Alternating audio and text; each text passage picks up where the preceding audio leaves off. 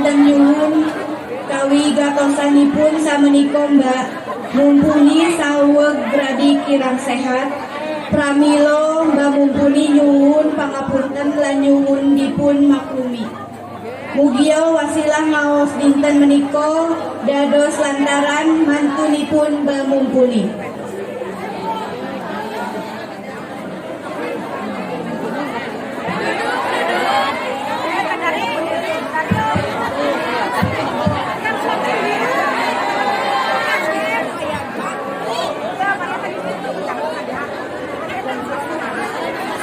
Assalamualaikum warahmatullahi wabarakatuh.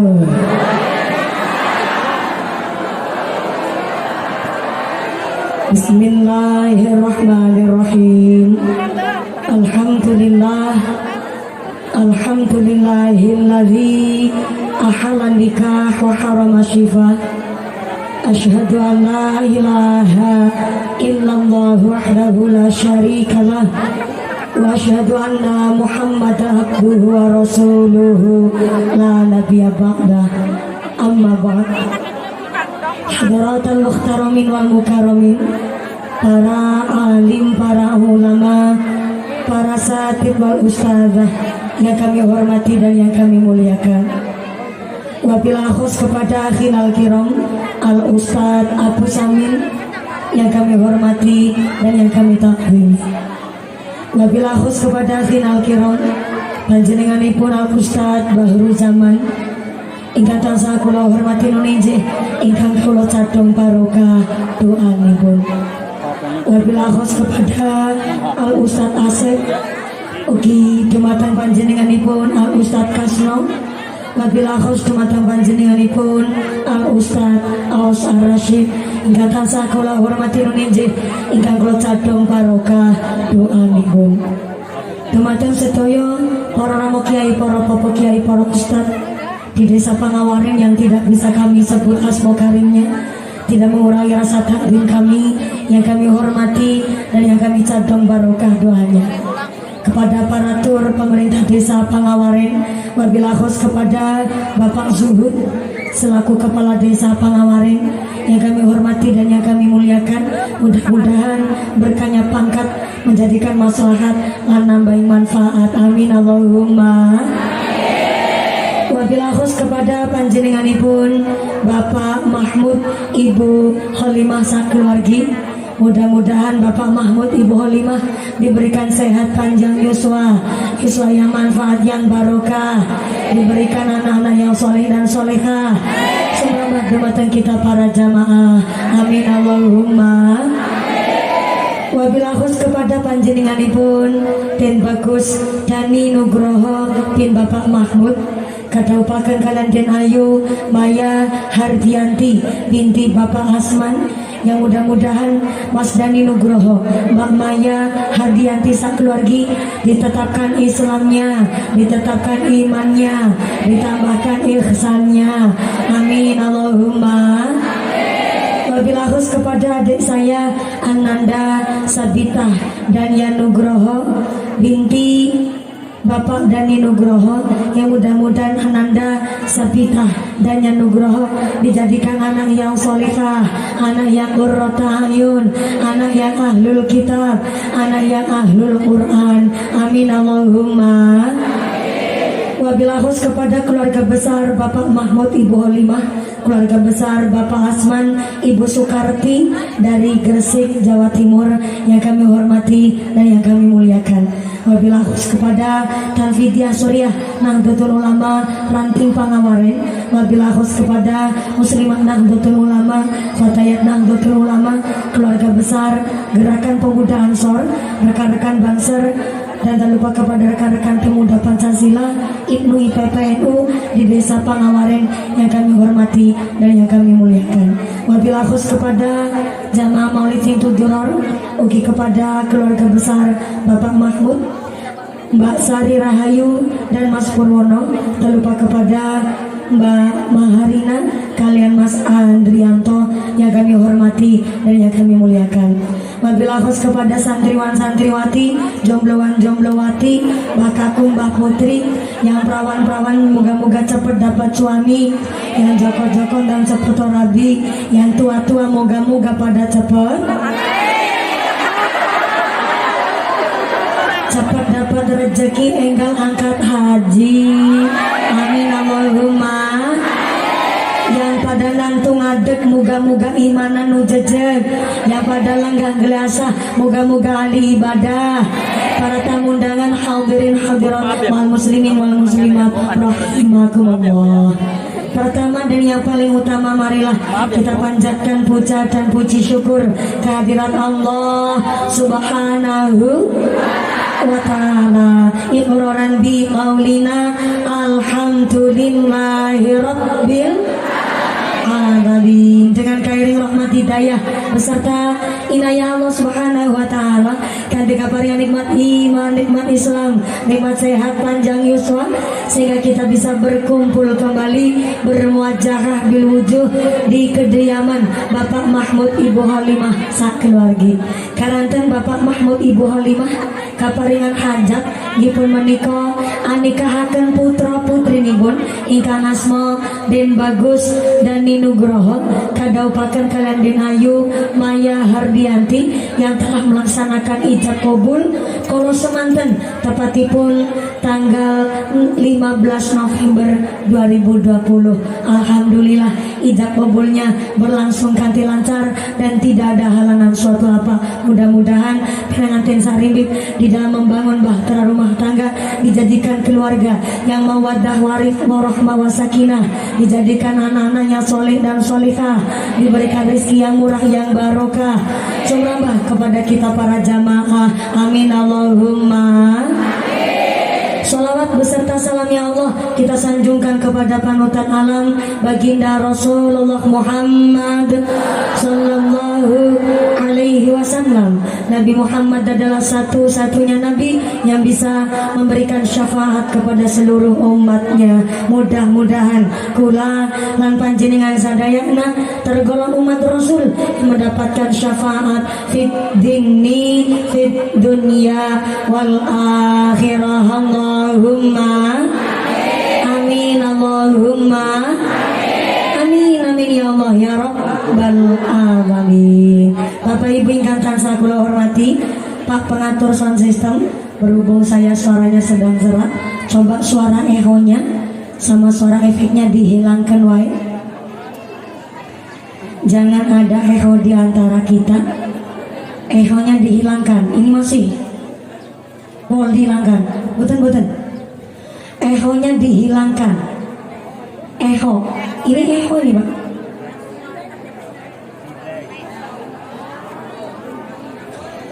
Echonya dihilangkan. Nah, pun cukup katus niki rati lumayan.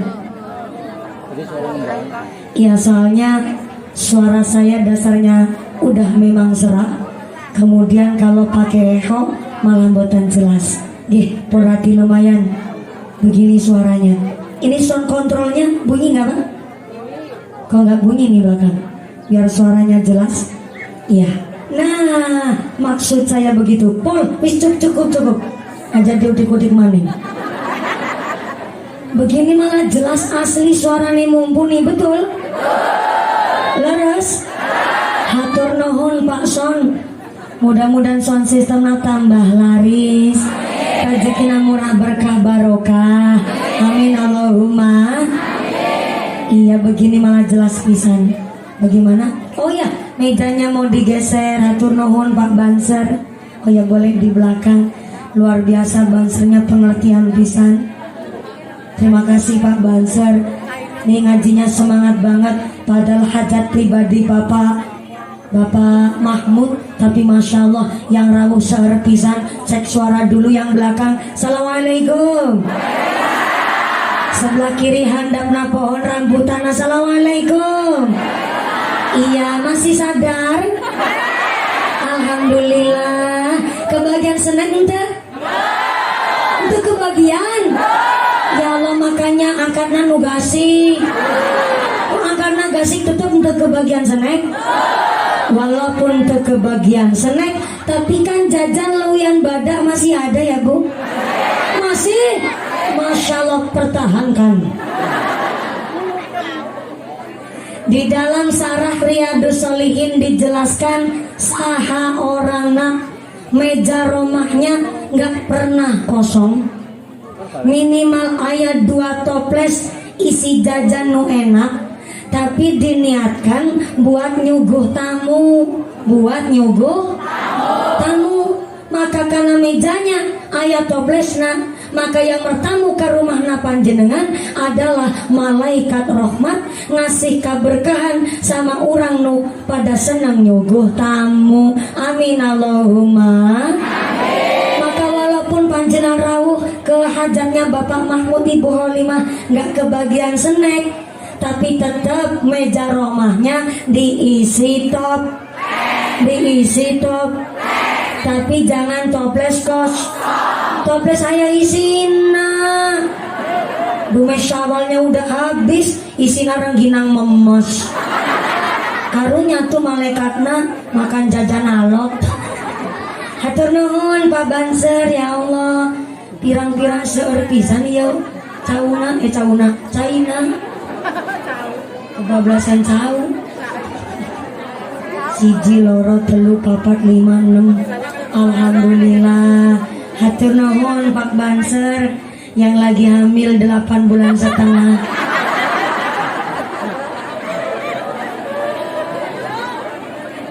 Punten Bapak Mahmud, iya saya dapat 4 botol. Ini giadus apa kenggi wudhu? Insya Allah ini tanda makmurnya keluarganya Pak Mahmud. Moga-moga makmur dunia akhiratna. Allahumma amin Allahumma. Tadi Pak Mahmud sudah berdoa ikut surat Nuh ayat 27, Rabbi firli wali walidayya waliman dakhala baiti mu'minan wal mu'minina wal mu'minati wala tazidid dhalimin illa tabarro. Itu doanya Nabi Nuh ketika menerima tamu. Ternyata udah jadi kebiasaannya Nabi Nuh kalau mendoakan orang lain ataupun berdoa sendiri nggak ketinggalan, nama orang tuanya juga ikut didoakan. Rabbi firli wali walidayya, ya Allah hampurani dosa bapak ibu kawula, wali mandahola baiti mu'minan, lan tulung ya Allah ampura dosanya orang mukmin yang pada bertamu ke rumah saya Pak Mahmud hari ini. Amin Allahumma. Jadi walaupun kebagian snack pada nangtung berdiri sampai malah calik praktis bokong ngelemprak psikiatis. Tenang, Anda sudah didoakan oleh Pak Mahmud, segala dosa panjenengan dihampura oleh Gusti Allah. Allahumma. Sampai ayat doa tolak balanya, wala tazidid dhalimin. Saumpama ada orang nggak baik sama Pak Mahmud, niatnya jelek sama Pak Mahmud, sirik iri dengki sama Pak Mahmud, sudah didoa tolak bala, wala tazidid dhalimin, dan tidak akan ditambah orang-orang yang zalim illa tabarra, kecuali kehancuran, kebinasaan untuk orang-orang yang gawe zalim. Na'udzubillahi min. Ini kira-kira kalau lagi kambuh badannya demam tinggi, panas. Lah kalau panas suaranya bisa hilang. Ini udah agak meninggal, termasuk suaranya masih ada walaupun berebet Bu. Kemarin sempat pengajian pulang dari Ulu Jami Pemalang, suara saya hilang, tapi hilangnya di mana saya juga nggak tahu. Kalau tahu saya ambil lagi tuh. Karena suaranya saya hilang, saya ngomong aja diketik pakai HP, saya bilang sama bapak ibu saya, Pak, Bu, tolong nih anak perempuannya dikasih ijazah wasilah apa, kiranya suaranya bisa ngebalik lagi. Satu malam bapak ibu saya nggak bisa tidur.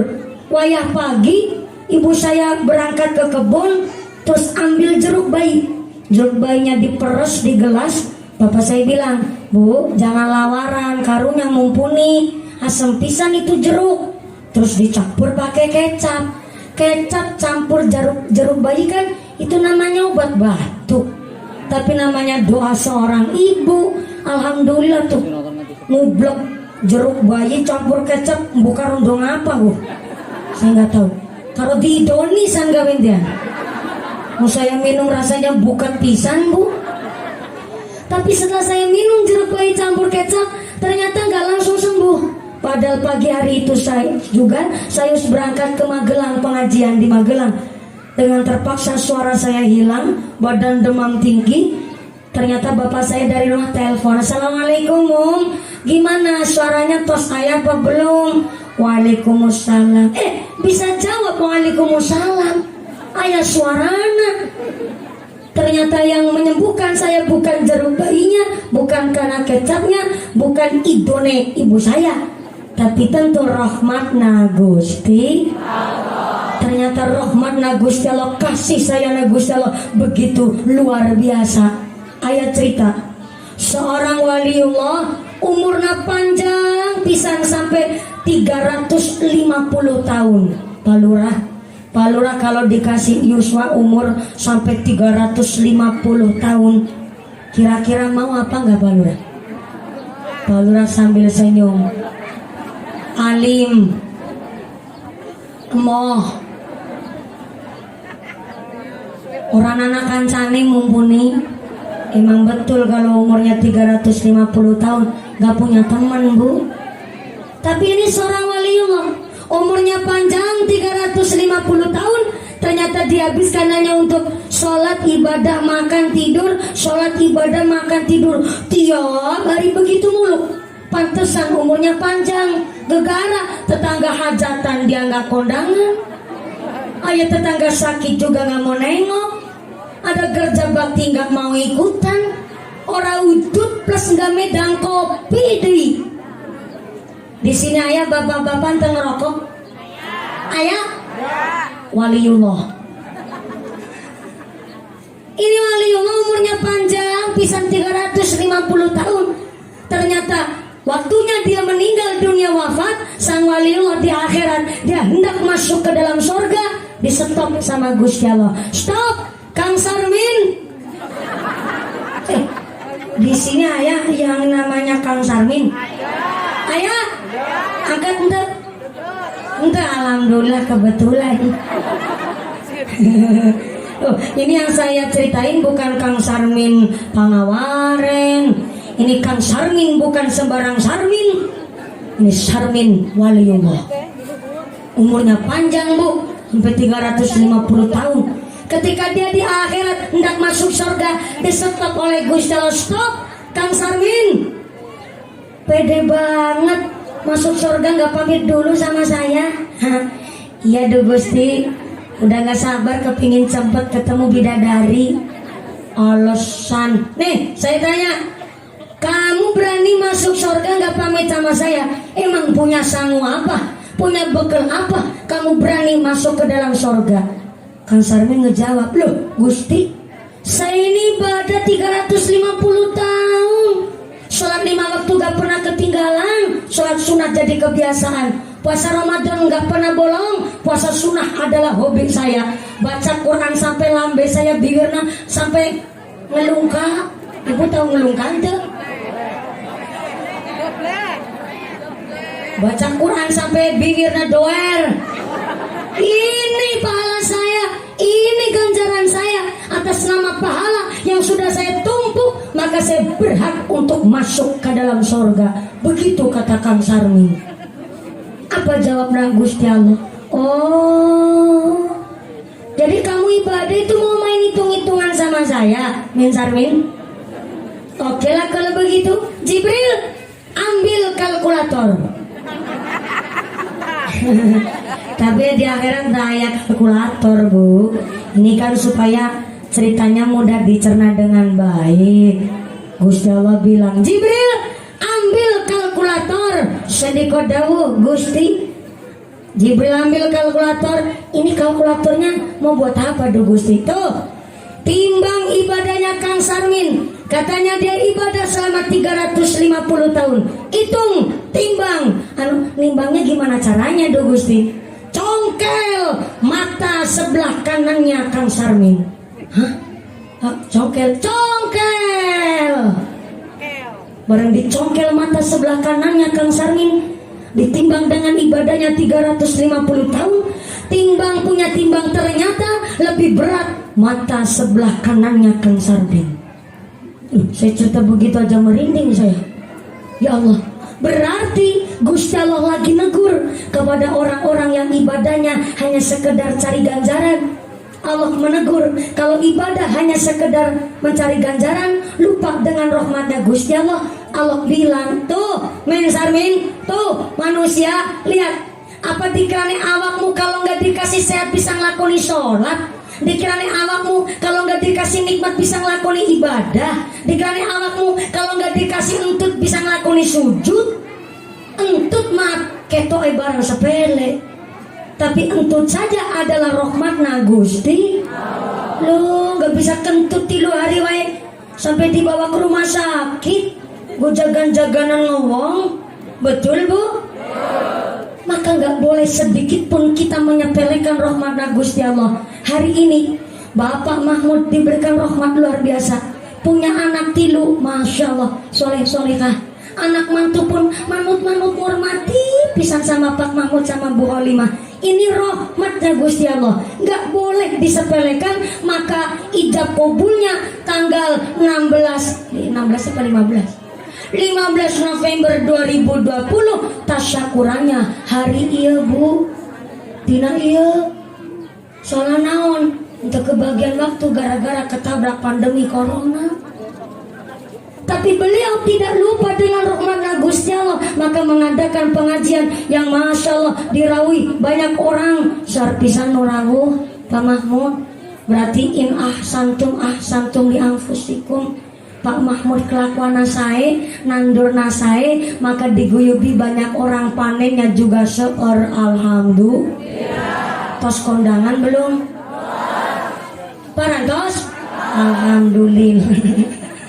Ini namanya nandur apik, panenan apik. Amin Allahumma. Pak Mahmud lagi belajar mensyukuri rahmatna Gusti Allah, bahkan ibadah pun bisa nikahkan anak-anaknya juga dalam rangka mencari rahmatnya Gusti. Ayah kewan Bu, namanya tengu. Ibu tahu tengu tuh? Tengu itu bahasa Sundanya naon?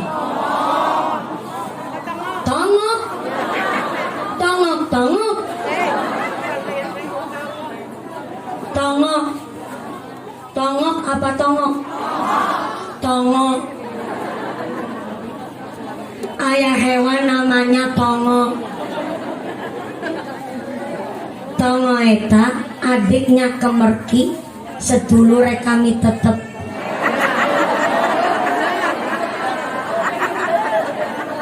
Paham sekarang? Tongok hewan sebegitu kecilnya kok punya anak. Saya lagi mikir itu seberapa gede bekakasnya Bu. Saya nggak mau cerita jorok, enggak. At-tafakkaru sa'atan khairu min alfi raqnatin. Ternyata orang yang mau mumet mikir sesaat eta lebih baik ketimbang sholat sunnah 1000 rakaat. Saya lagi mikir dari kemarin Pak Lurah. Ayah tongo, hewan sebegitu kecil kok punya anak, berarti kan bisa meteng. Kalau meteng berarti kan punya rahim. Kalau punya rahim berarti kan punya jeroan. Kalau punya jeroan berarti kan punya bolongan. Nah, eta bolongan gedenya seberapa? Kong masukinya gak kesasar. Sampai tongo kumana punya anak. Berarti kan hidup. Berarti ayah tongo lanang, ayah tongo wadon. Kalau ayah tongo lanang, tongo wadon, berarti ayah tongo gelem selingkuh.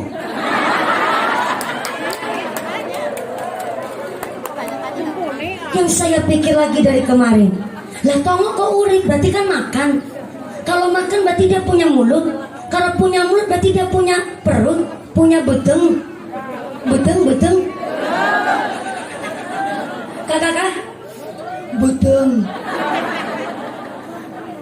Harus sambil pakai merem-merem, beteng itu. Oh ya, punya beteng. Kalau punya beteng berarti kan tongo pun dikasih rezeki sama Gusti Allah. Betul. Berarti hewan sekecil tongok pun nggak kelihatan juga dapat rahmat na Gusti. Maka kita kudu gede syukur. Alhamdulillah malah Pak Mahmud ini diberkahi tanggal 7 bulan Dzulhijjah mengadakan pengajian di bulan mulia, di bulan haram na Gusti Allah. Dalam surat At-Taubah ayat 36 Allah menjelaskan 1 tahun ayat 12 bulan, di antara 12 bulan ayat 4 bulan nu istimewa. 4 bulan nu istimewa kaping hiji nyaeta bulan Dzulqa'dah. Yang kedua adalah bulan Dzulhijjah. Yang ketiga bulan Muharram, dan yang keempatnya adalah bulan Rajab. Ramadan nangarep sorangan banter salah. Benar-benar kalau orang Sunda bilang rojab itu rejeb apa rajab? Oh rajab. Pantesan aku ngomong roh jawabannya madon. Saya ulang. 4 bulan nu istimewa menurut Gusti Allah. Kaping hiji bulan Dzulqa'dah. Orang Cilacap wetan nyebut Dzulqa'dah eta bulan apit. Sarua. Di sini nyebutnya apit juga. Oh. Iya jebulna Sundanya masih campur Jawa ya Bu. Jadi nyebutnya masih sarua apit. Gara-gara kecepit sama bulan Syawal dan bulan Dzulhijjah, maka disebut bulan apit. Yang kedua bulan Dzulhijjahnya bulan besar, bulan haji. Yang ketiga adalah bulan Muharram, bulan Syuro. Dan yang keempat bulan Rajab. Oh ya, Rajab.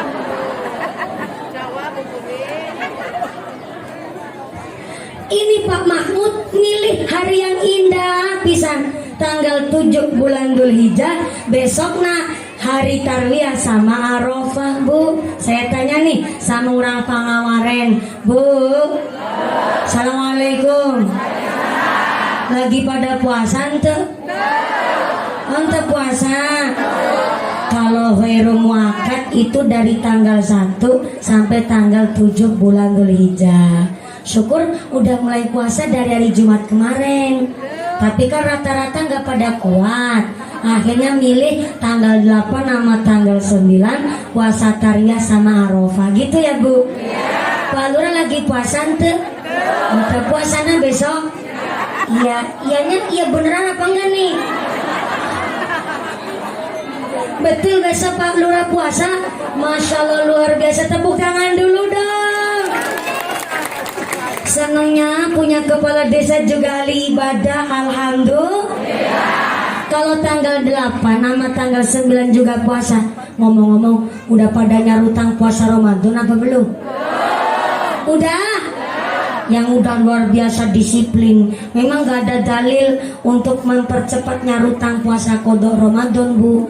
Cuma memang kalau mau dibarengkan boleh sama puasa sunnah.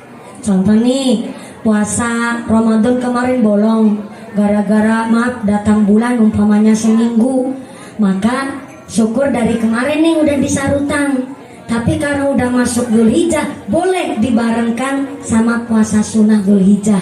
Yang penting jangan kebalik niatnya. Jadi niat puasanya qadha Ramadan terlebih dahulu, terus niat puasa sunnah, jangan kebalik. Soalnya kalau sampai kita belum nyarutang puasa Ramadan, masih punya utang, kok malah puasa sunnah Dzulhijjah, berarti kita dinamakan cara bahasa kitab Sulamut Taufik murtad khofi. Saya ulang, murtad khofi. Duh, denger murtad aja kuping sampai jerepiping. Murtad khofi, kalau murtad kan keluar dari Islam Ibu. Tapi yang dimaksud murtad khofi adalah setengahnya murtad. Bahasa halusnya itu ngerusak iman. Orang rusak imannya gara-gara menyepelekan yang wajib tapi mengutamakan yang sunnah.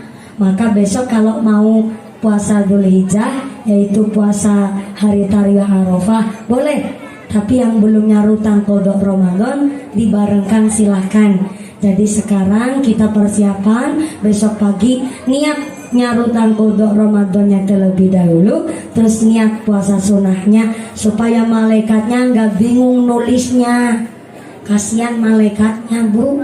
Maka supaya kita yang wajib bisa nutup sunnah, tapi karena yang sunnah nggak bisa nutup wajib, jangan kebalik niatnya. Punten Pak Lurah, di sini bulan Dzulhijjah yang nyembelih sapi, nyembelih kambing banyak itu?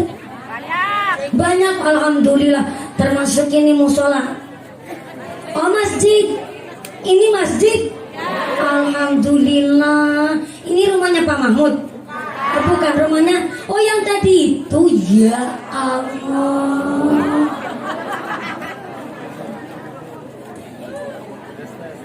Karena di sana tempatnya agak kurang memungkinkan, jadi dipilihlah di depan masjid kita. Gitu ya Pak Mahmud. Masya Allah, jenengan punya hajat digampangkan dan didukung sama warga masyarakat. Moga-moga guyub rukun dunia akhiratnya, Allahumma amin, Allahumma. Sapinya berapa, kambingnya berapa Pak Lurah? Banyak, hampir gak kehitung. Masya Allah. Berarti orang Pangawarin sugi-sugi kabeh. Sebelah kiri sugi ente Bunghar. Masya Allah. Orang Bunghar itu bisa dites, diuji dengan cara begini. Ibu nerima BLT ente? Ente. Nampi PKH ente? Ente. Nampi bansos ente? Ente nampi. Berarti di sini betul orang sugih kabeh. Amin Allahumma. Umpama, ini umpama orang sugih, orang Bunghar, ke besok Idul Adha tanggal 10 Dzulhijjah ente nyembelih hewan kurban, ya tenanawan sih. Ya masa iya motor NMAX kebeli, motor PCX platnya masih putih malah, gelang selengan seerpisan, masa iya kami hiji nggak kebeli?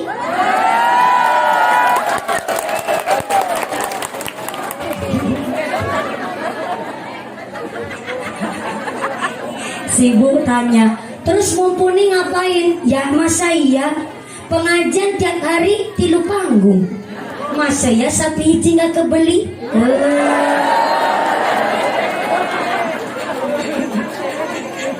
Pak Kiai, kemarin ada bapak-bapak haji, agak lucu tuh orang.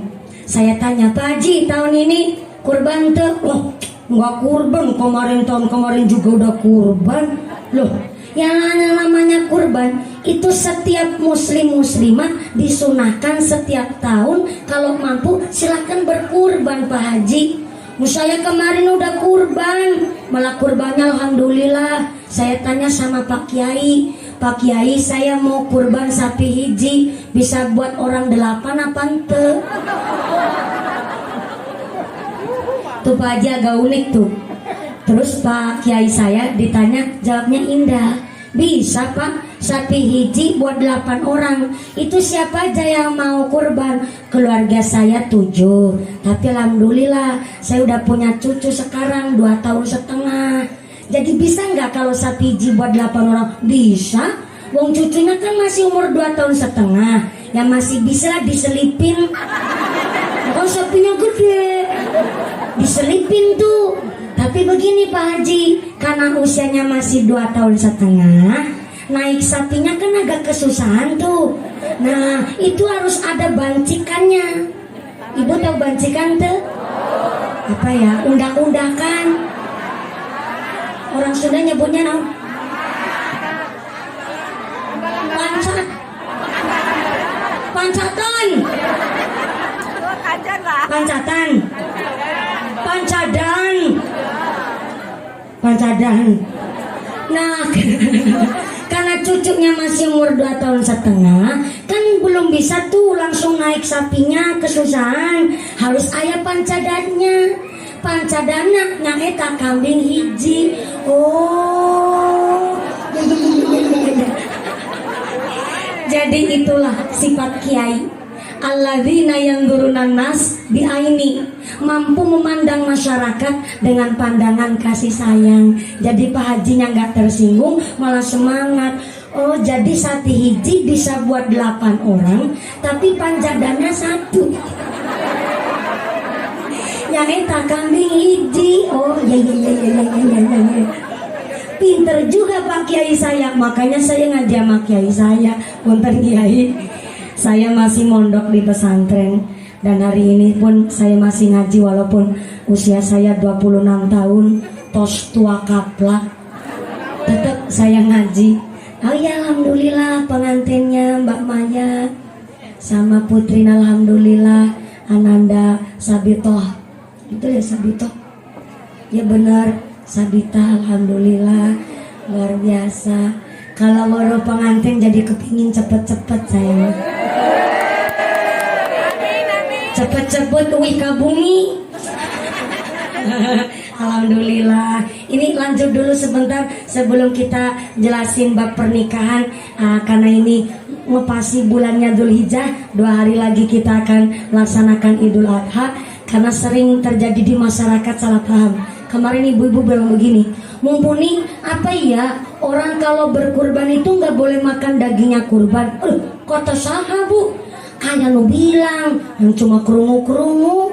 Begini bu, orang yang bernazar mau melaksanakan kurban itu yang perlu diperhatikan. Kayaknya ibunya kemarin ngaji tapi kebablasan ngantuk.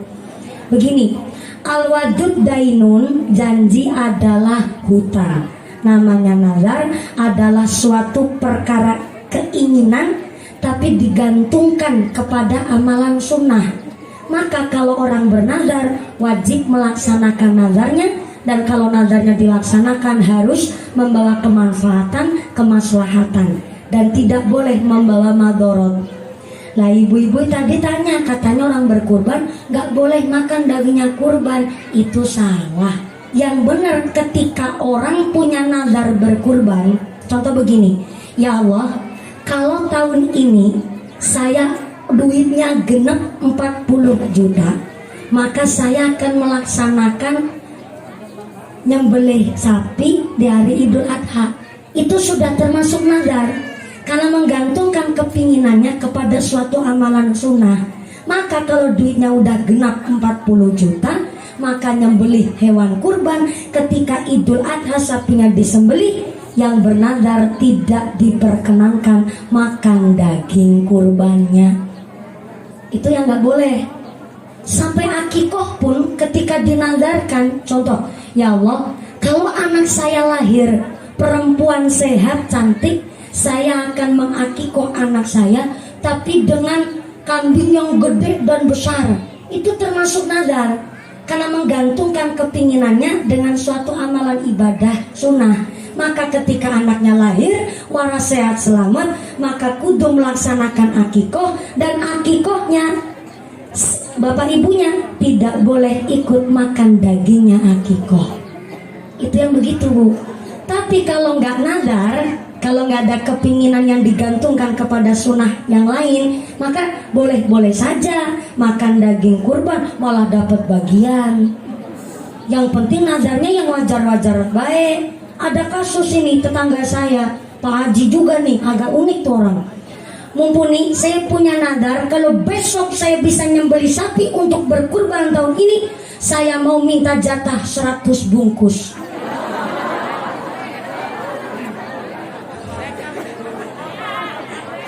Saya jawab, ya Allah, itu nazar macam apa Pak Haji? Kok bisa macam begitu? Begini, umpama ya, sapi satu keluar daging 1,5 kintal, dibikin orang dapat bagian setengah kilonan, kan cuma 300 bungkus bu. Lah kok dijaluk 100? Urung sing liane keluarganya jaluk bagian. Lah aku masyarakat orang lihat apa-apa. Maka inilah kenapa Kanjeng Nabi mensunahkan kepada orang yang sugih-sugih, umpama tidak berkurban di hari Idul Adha, memang gak apa-apa. Tapi karena sugih, Tapi walaupun gak berkurban, tetap jenengan disunahkan oleh Nabi untuk ikut nyembelih kewan di rumah masing-masing. Nyembelih apa? Ayam boleh. Iya, memang sunahnya begitu. Nyembelih ayam, nyembelih bebek, nyembelih mentok boleh. Atau mau beli iwak ayam sayur 2 kilo, justru dianjurkan di rumah nyembelih ayam dewek-dewek. Untuk apa? Untuk menghilangkan rasa tamak, rasa tomak, rasa rakus, rasa serakah. Karena wong kok mengharapkan ngenten-ngenteni bagian daging kurban, itu dihukumi orang yang serakah itu namanya. Karena yang menerima daging kurban itu diutamakan maaf fakir miskin duafa. Bagi yang sugih disunahkan nyembelih kewan masing-masing untuk menghilangkan rasa tamak kita. Malah kadang ada kurban orang wong sugih malah sengaja ngenteni bagian. Ya Allah, ini ora teka-teka ya. Nanti jam 4:30 sore kadung wis ora masak. Ya Allah, kadung bumbune wis diulek kabeh. Sindik sate udah disiapin. Tepes batok kelapa wis dibakar. Sate ora teka-teka. Itu namanya serakah itu namanya. Maka besok yang memang betul-betul kita merasa kita wong mampu, jangan terlalu mengharapkan bagiannya daging kurban, tapi justru malah tetap dianjurkan masak sendiri-sendiri. Orang ketang beli ayam sayur 1 kilo utawa 1/2 kilo kangge dimasak sorangan. Masya Allah, inilah Islam Bu, begitu indah, sesuai dengan porsi kita masing-masing. Maka diberkailah Bapak Mahmud mengadakan pengajian hari ini di bulan Dzulhijjah, di bulan haramnya Gusti Allah. Mudah-mudahan berkahi sama Mbak Maya sakeluargi, berkahi sama anak-anak cucunya Bapak Mahmud, berkahi sama keluarga masyarakat Tangawarin. Amin Allahumma. Ini yakin ngajinya sampai jam 5 sore? Betul? Ibu kuat? Ngaji sampai jam 5 sore kuat? Masya Allah, bapaknya sanggup? Bapaknya sanggup, ibunya kuat, tak kurang melu-melu. Sallallahu ala Nabi Muhammad. Mbak Maya, mana nih Mbak Maya? Oh iya, lagi ngomong anaknya. Mbak Maya, Mas Dani yang lagi di Jawa Timur di Gresik kemarin udah pulang Mbak. Tapi karena berhubung lagi cari maisha, lagi kerja, lagi ibadah, maka memang udah nggak bisa absen lagi. Ya dimaklumi, wong pengajiannya memang harusnya tanggal 15 November 2020 kemarin. Tapi ternyata karena kepingin banget Pak Mahmud ngundang Mumpuni, saya juga nggak tahu Mumpuni ada apanya. Pak Mahmud ngotot banget kepingin ngundang Mumpuni, karena ternyata Pak Mahmud kepingin membuktikan dari deket Mumpuni tonggo sebetulan apa itu.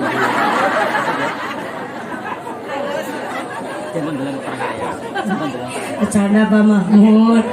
Beliau mah bilang nggak Mumpuni pun nggak apa-apa, yang penting tasyakuran pengajian. Cuma saya kepinginan memang ngundang Mumpuni, tapi ini bukan nadar Pak Bu, cuma kepinginan saja.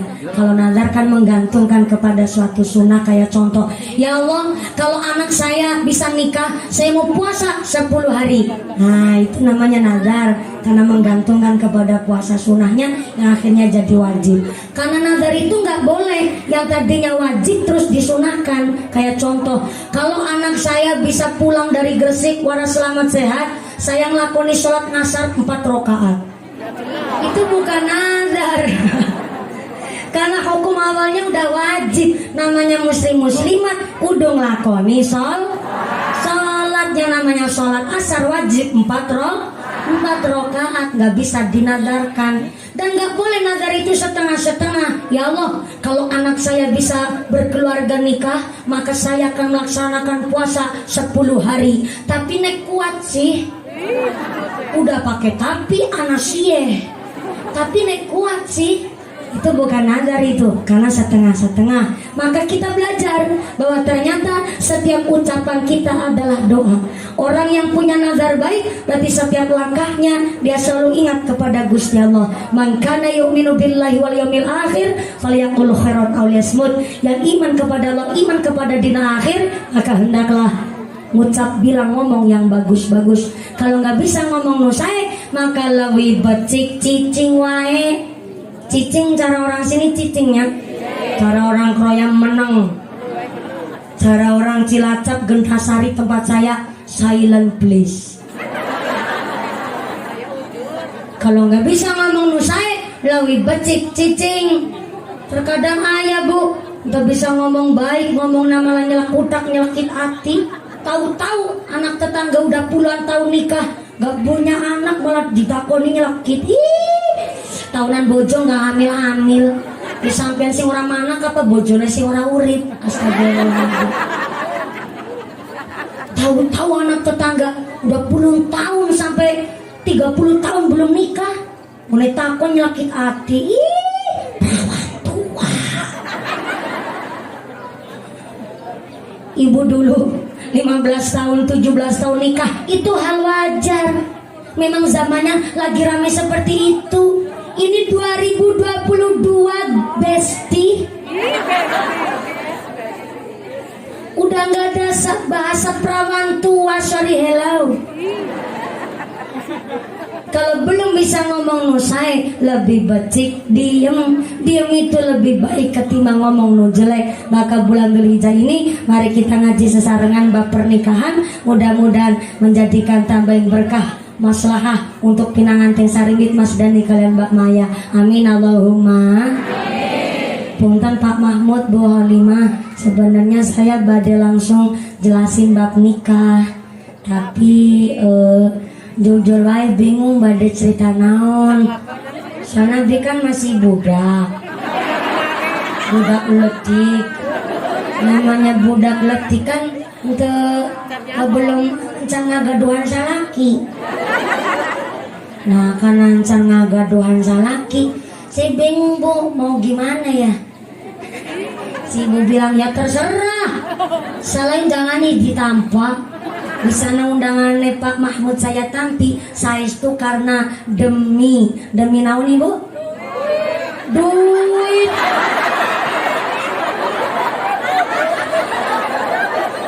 Sembarangan pisan yakin ya Allah. Emangnya gue wanita apaan? Demi duit ngece, demi panjenengan sadaya naon.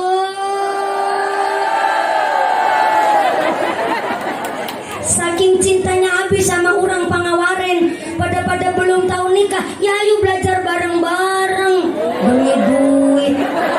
Ngece pisan. Sallu ala Nabi Muhammad. Yang namanya nikah eta nikmat pisan bu.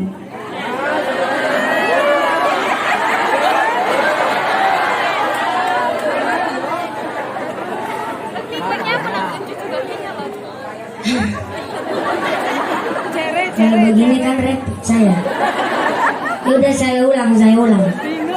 Yang namanya nikah itu nikmat pisan cenah.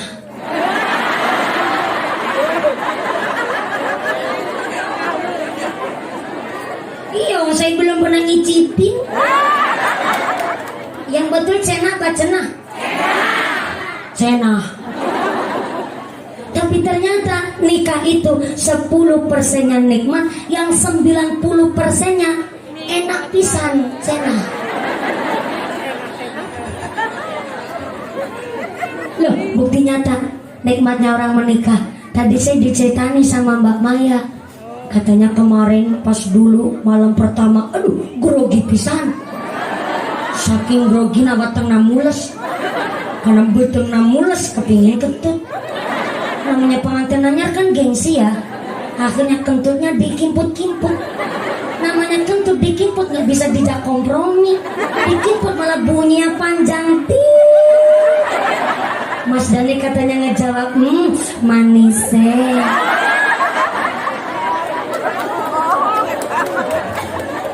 pengantin baru kentut bayi baunya nanas. Beda sama pengantin lawas, pengantin butut. Apalagi bututan pengantin. Dalam kamar Mbak Putri kepentut. Mbak Kaki jawab, habis mangan batang apa? Entah diangkat ngaji, kan di situ batunya banyak. Mbak Putri kesandung batu, Mbak Kaki jawab, makane kecicilan batu segitu gede tabrak baik. Gak inget dulu lagi pengantin anyar. Tadi Mbak Maya cerita kemarin sempet Mbak Maya kesandung karpet, yang kesandung sampai anak, yang dilus-lus bokongnya. Pengantin baru entut be, baunya nanas. Maka ternyata nikah itu bukan hanya untuk 1 tahun 2 tahun. Nikah itu bukan hanya untuk selawase, bukan sampai akhir hayat, tapi sampai di akhirat. Namanya orang nikah akan dimintai pertanggungjawaban. Maka Islam membolehkan seorang laki-laki memilih, seorang perempuan adalah menentukan. Boleh wong wadon dipilih.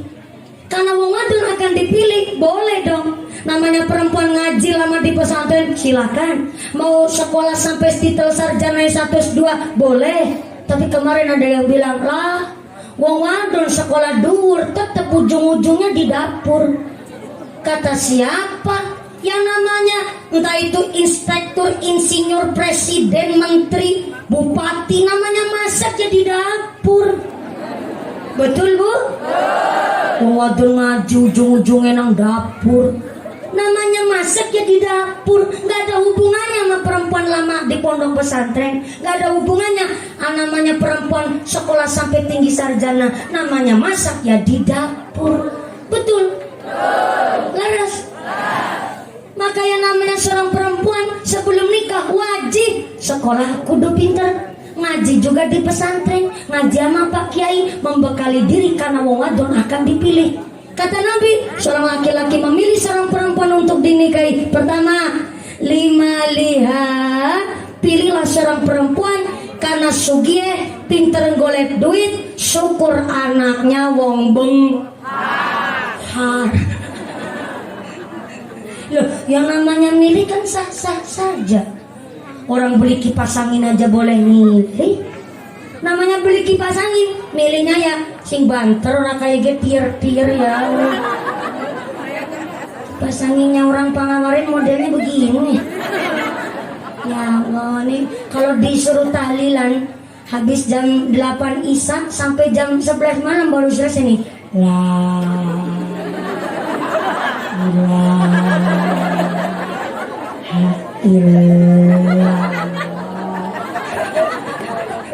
Namanya beli kipas angin aja boleh milih. Yang namanya milih barang sing apik, sing awet, sing berkualitas, sing banter, sing kuat, tahan lama, syukur bergaransi. Orang namanya milih itu milih barang. Apalagi milih untuk pasangan hidup kita yang bukan hanya untuk 1 tahun 2 tahun sampai akhir hayat akan dimintai pertanggungjawaban. Maka silakan milih karena sugie.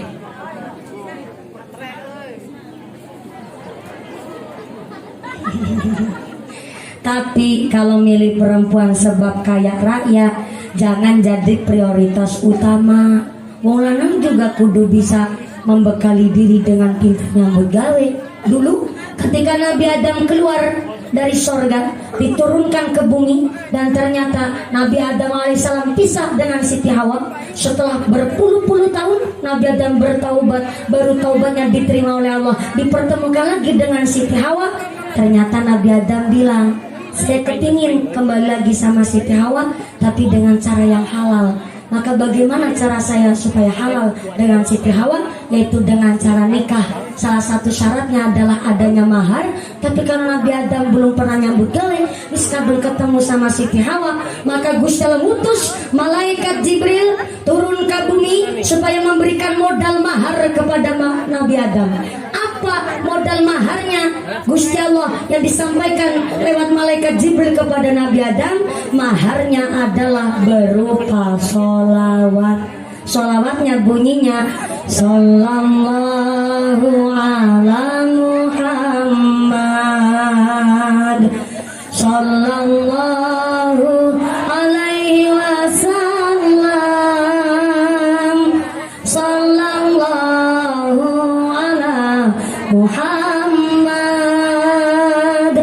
sallallahu alaihi wasallam. Itu namanya sholawat mahar. Asli ceritanya Nabi Adam mau nikah sama Siti Hawa, gak punya modal, dimodalin sama Gusti Allah berupa mahar adalah sholawat yang kita kenal secara luas namanya sholawat Jibril ataupun bisa disebut sholawat mahar. Pengantin baru baca sholawat mahar bagus biar rezekinya lancar barokah. Pengantin lawas, pengantin butut silakan baca sholawat juga. Sholawatnya sholawat mahar supaya namanya soleh-solehah, rezeki usahanya pun dilancarkan. Allahumma amin. Bisa bareng-bareng Bu? Mangga. Sallallahu ala Muhammad sallallahu alaihi wasallam. Sallallahu ala Muhammad sallallahu alaihi wasallam. Sekali deui. Sallallahu ala Muhammad sallallahu alaihi wasallam. Sallallahu ala Muhammad sallallahu alaihi wasallam. Shallu ala Nabi Muhammad. Ya, ada apa ya Pak Banzer? Bisa dimusyawarahkan? Oh cukup. Oh langsung, jeng. Apapun pengumuman dan informasi dari Pak Banzer, mudah-mudahan informasi yang baik-baik dan seumpama kok ayam suatu musibah disampaikan oleh Pak Banzer. Mudah-mudahan yang menerima musibah diberikan kekuatan iman takwa, diberikan sabar tawakal, dan mudah-mudahan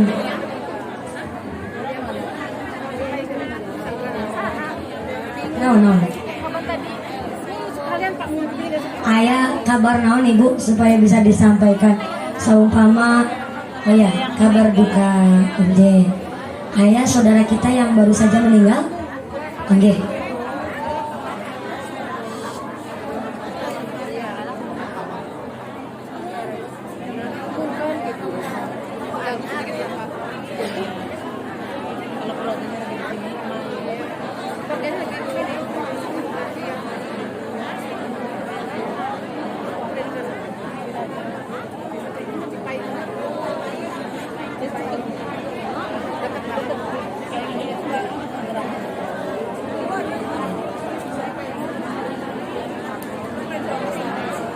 Duku anyar ini, duku anyar. Oh ya. Innalillahi wa inna ilaihi rajiun. Ini kabar duka dari keluarganya Ibu Eka, duku anyar, ada yang baru meninggal dunia wafat. Tapi di sini tidak dijelaskan siapa saha aslinya, tapi intinya dari keluarga Ibu Eka dari duku anyar. Oh sudah kondur ya. Kita doakan yang baru saja meninggal dunia, mudah-mudahan dalam husnul khotimah, diberikan padang cembar kuburna, digampangkan hisabna, mudah-mudahan ditempatkan di surga Allah. Amin Allahumma. Keluarga Ibu Eka mudah-mudahan diberikan tabah, sabar, dan ditetapkan iman Islamnya, dan mudah-mudahan bisa menambahkan iman dan takwa kula panjenengan sadayana. Amin Allahumma. Sayulillahi lahumul fatihah. A'udzubillahi minasyaitonir rajim. Bismillahirrahmanirrahim. Alhamdulillahi rabbil alamin. Arrahmanir rahim. Maliki yaumiddin. Iyyaka na'budu wa iyyaka nasta'in. Ihdinas siratal mustaqim. Siratal ladzina an'amta 'alaihim ghairil maghdubi 'alaihim waladdallin. Rabbighfirli wa liwalidayya wa lil mu'minina. Amin. Memang faiza jaa ajalluhum la yastakhiruna sa'atan wa la yastaqdimun. Lamun wis teka yang namanya ajal manusia, kita tidak bisa menawar, gak bisa dimajukan, gak bisa diundur sedikit pun yang namanya mati. Maka sampai sertifikat renang wae Entah kangge bu. Buktinya teh putrana Pak Gubernur Jawa Barat, putranya Pak Ridwan Kamil, almarhum ternyata punya sertifikat renang, bahkan ahli di dalam berenang. Tapi Allah menghendaki meninggalnya dalam syahid karena tenggelam di sungai. Ya kita nggak bisa nawar bu. Namanya mati itu kita nggak bisa tahu waktunya, tapi pun nggak bisa meleset sedikit pun. Ada cerita Nabi Sulaiman alaihissalam punya teman, punya saudara, dan ternyata temannya ini datang dengan tergesa-gesa dan gap-gapan. Dia nanti megeh-megeh. What is a megeh-megeh?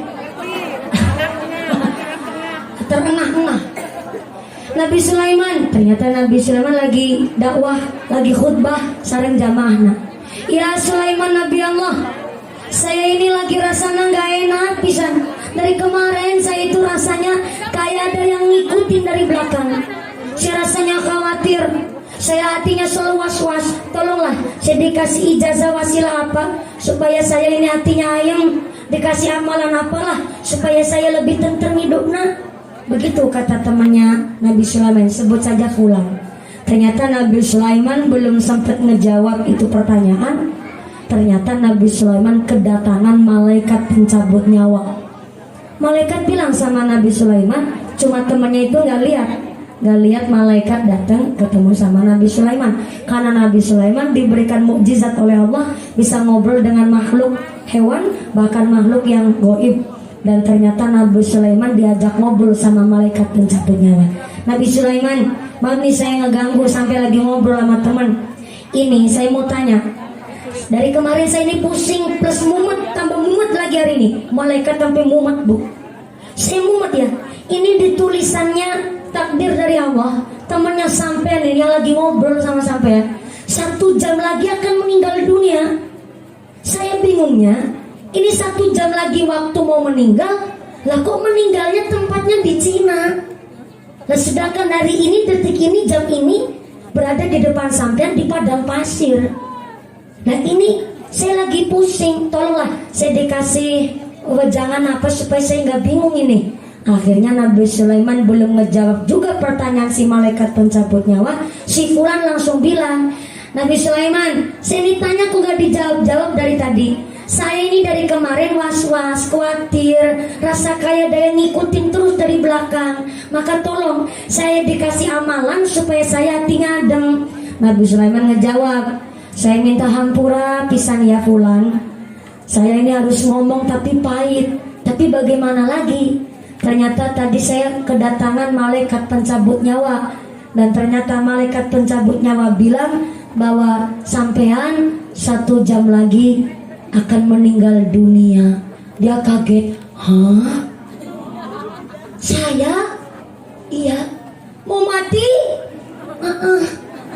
Si bingung nih mau senang apa susah saya. Si bingung Nabi Sulaiman. 1 jam lagi saya udah dikasih tahu dari sekarang saya mau mati. Iya, begini aja Nabi Sulaiman, saya belum siap kalau saya sekarang mati.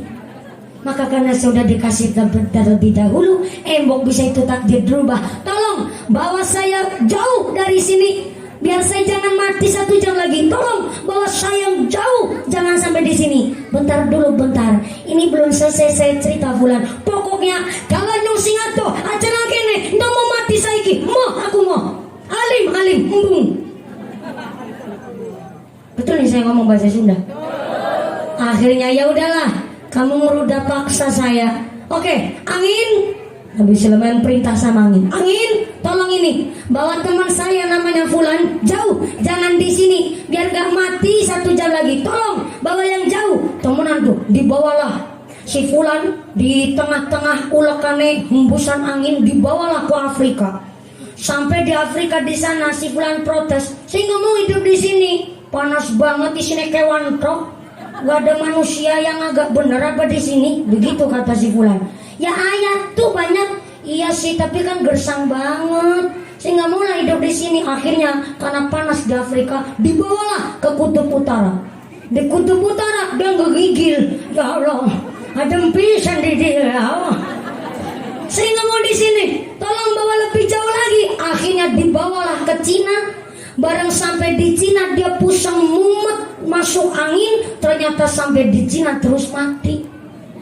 Berarti memang betul tuh takdir dari Gusti Allah, nggak ada yang meleset. 1 jam lagi meninggal dunia, udah dibawa ke Afrika nggak mau, dibawa ke Kutub Utara juga nggak mau, malah akhirnya matinya di Cina sesuai dengan tulis dari Allah. Memang nggak ada yang meleset sedikit pun. Maka kita datang ke dunia dalam keadaan yang baik, maka ketika pulang ke rahmatullah pun harus dalam keadaan yang baik. Kullu mauludin yuladu 'alal fitrah, kata Nabi. Kita datang ke dunia dengan keadaan yang baik, maka ketika kita pulang ke rahmatullah pun Allah menghendaki kita dalam keadaan radiyatan mardiyah, juga dalam keadaan yang baik. Maka karena kita nggak tahu kapan yang namanya datang mati kita, maka di antara waktu datang dan pulangnya, waktu ini supaya diisi dengan kebiasaan yang baik-baik. Karena saya dengar memang di hadis Nabi dijelaskan kita diambil nyawanya disesuaikan dengan kebiasaannya. Yang biasanya maksiat, matinya sambil maksiat. Suka ngerumus togel, matinya pas lagi ngerumus. Sukanya mabok, habis minum alkohol miras langsung naik motor nabrak brus, mati nih kalau mabok. Na'udzubillahimin. Tapi yang ahli ibadah diambil pun nyawanya ketika dia sedang ibadah. Yang biasa sholat jamaah di pundutnya sambil sholat jamaah, yang biasanya baca Quran diambilnya ketika baca Quran, yang ketika dia suka zikir diambilnya ketika sedang berzikir, yang suka baca Al-Quran diambilnya ketika sedang baca Al-Quran, yang suka puasa sunnah wafatnya pun ketika melaksanakan puasa sunnah, bahkan yang biasa ceramah matinya juga sambil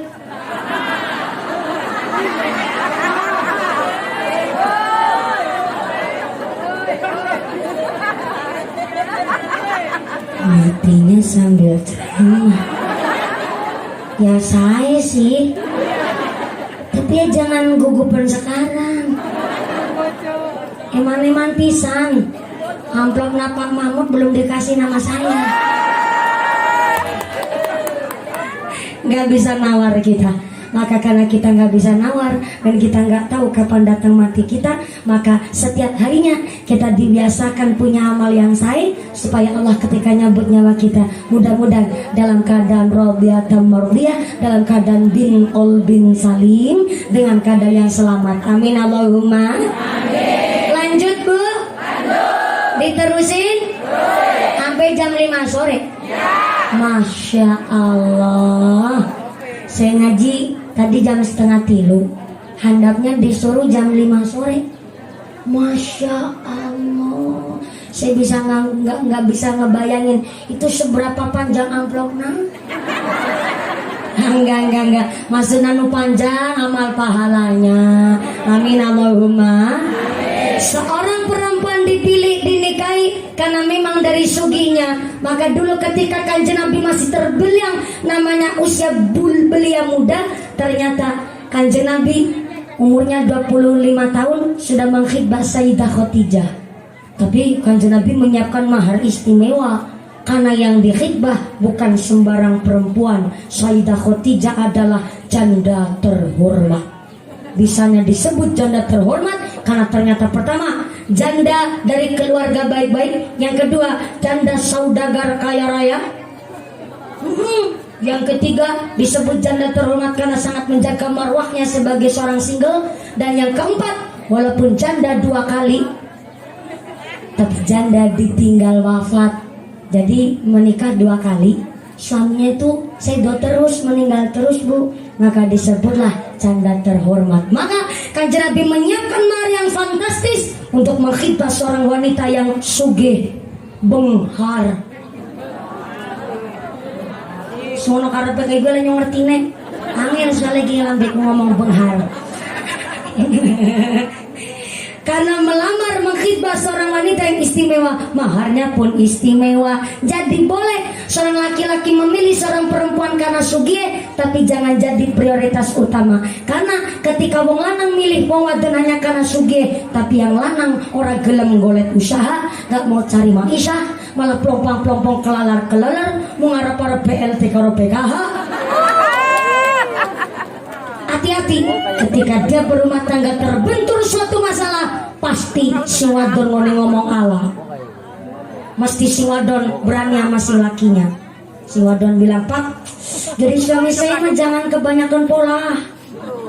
Bapak nikah saya kan cuma modal kolor-kolor wungkul. Coba wong lanang dibegitukan langsang tuh.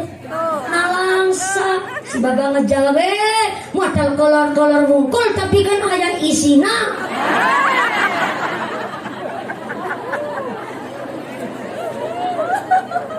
Akhirnya rumah tangga nanya, "Pak sehat ya bari?" Gara-gara naon? Gara-gara si lakina ente mau cari maisha. Wong lanang kudu lihat rezeki, walaupun sing wadon wong sugih, tetep wong lanang jangan sampai dibentak sama seorang perempuan. Wong wadon sampai ngebentak seorang perempuan, tempatnya di neraka jahanam. Wong lanang ketika dibentak nama wadon, hilang karisma seorang laki-laki, hilanglah sudah wibawa seorang kepala rumah tangga, repot jadinya. Si ibu manggut-manggut, tapi ayah nu manggut tapi ente balik deui.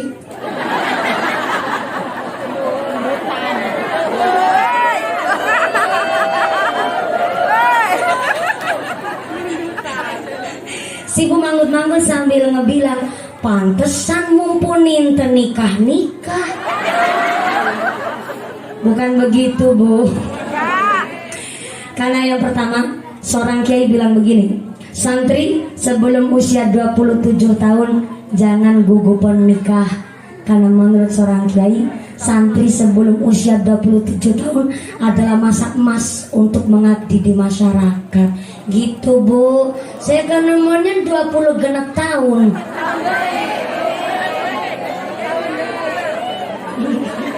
Masih ayah 1 tahun deui balurah. Masih bisa buat lenjean lah. Dalam gimana? Calonnya saha? Memang belum ayah Pak Lurah. Yang pertama memang saya belum mencari. Yang kedua memang saya belum membuka lowongan. Yang pertama saya baru lulus S1. Saya 14 semester baru lulus. Hampir jadi mahasiswa expired. Kadaluarsa. Rangga ketolong jalur corona. Maka saya baru lulus S1, saya sedang menjalankan S2-nya. Baru mau daftar, belum nyiapin tesisnya, ini tuh dan lain sebagainya. Maka masih sorangan lah, Bu. Iya, 26 tahun kan belum tua-tua amat kan? Belum lah. Yang tua kan Pak Lurah. Sama Pak Banser yang hamil 8 bulan setengah. Shallallahu ala Nabi Muhammad. Sebentar, karena dari tadi belum baca sholawat. Tadi sholawat mahar nggak diiringin, udah 2 kali, sampai 2 kali nggak ditabuh-tabuh rebananya. Ini rebana dari mana ini? Rebana dari Jogja, jauh banget. Jogja pojokan saja. Iya, nih saya sawer dulu Mas. Biar tambah semangat, nggak ngiringin pun nggak apa-apa, yang penting disawer. Giliran nampak saweran banter.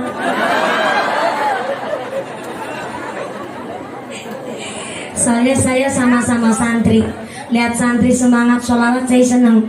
Ketimbang bocah 6 bujang gerang-greng nang ngebrug sambil ngeliatin orang lewat, kan mending nabuh hadroh. Tambah sholawat bisa jadi tambah mahabbah, betul? Ini tepuk tangan dulu dong buat santri kita.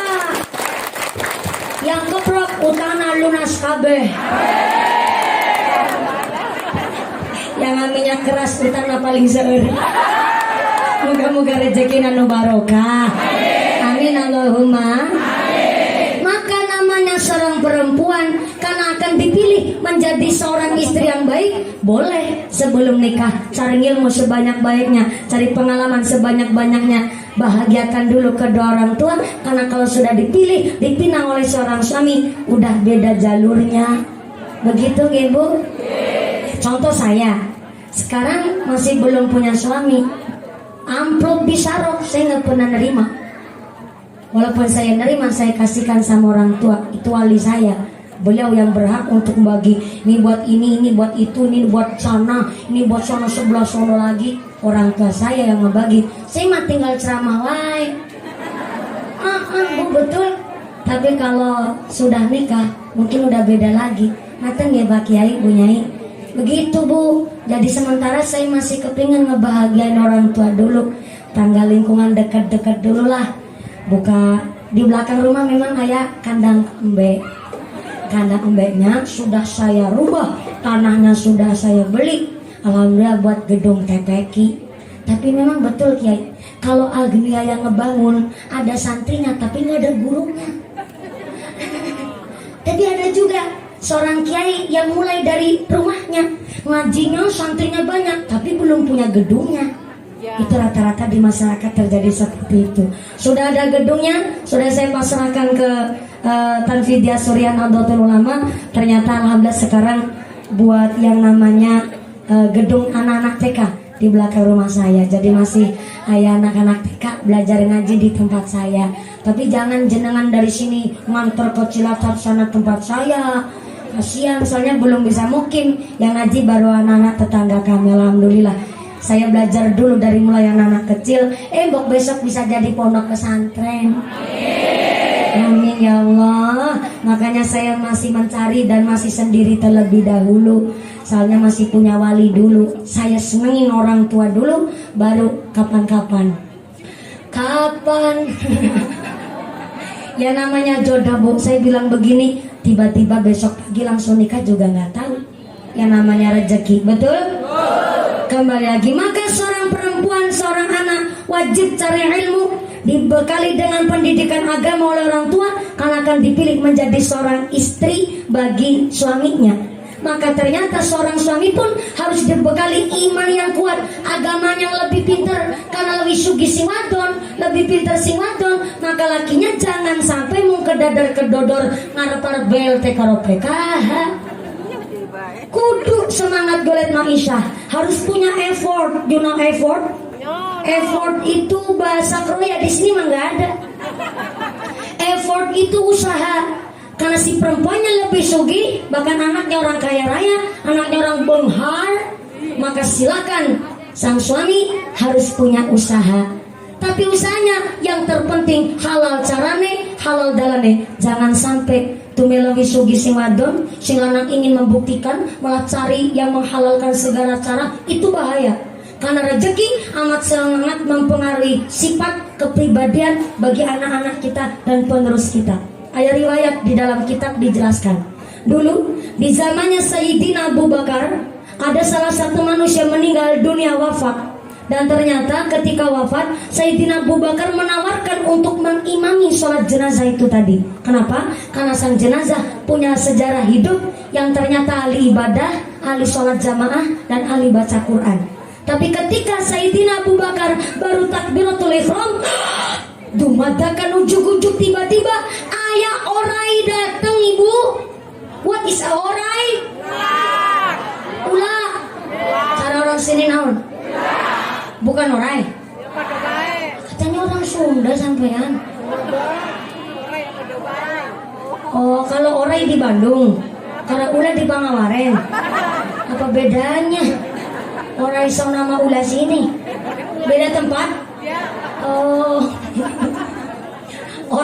Orai di Bandung, ulah di Pangawaren. Ketika Sayyidina Abu Bakar mau nyalatin itu jenazah, tiba-tiba ayah ulah datang. Ulana datang tiba-tiba langsung ngagigit anuknya.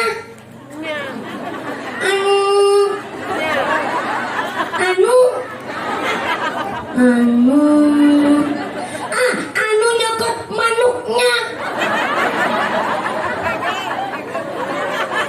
Saya mah nggak mau cerita jorok Bu. Itu keterangan di kitab begitu. Kalau manuk terlalu kasar apa ya? Bahasa Sundanya manuk, bahasa lu sana burung bahasa Indonesia. Klakson motor. Kalau klakson motor suaranya banter kan bunyinya totot. Nah, kalau klakson motor suara kecil bunyinya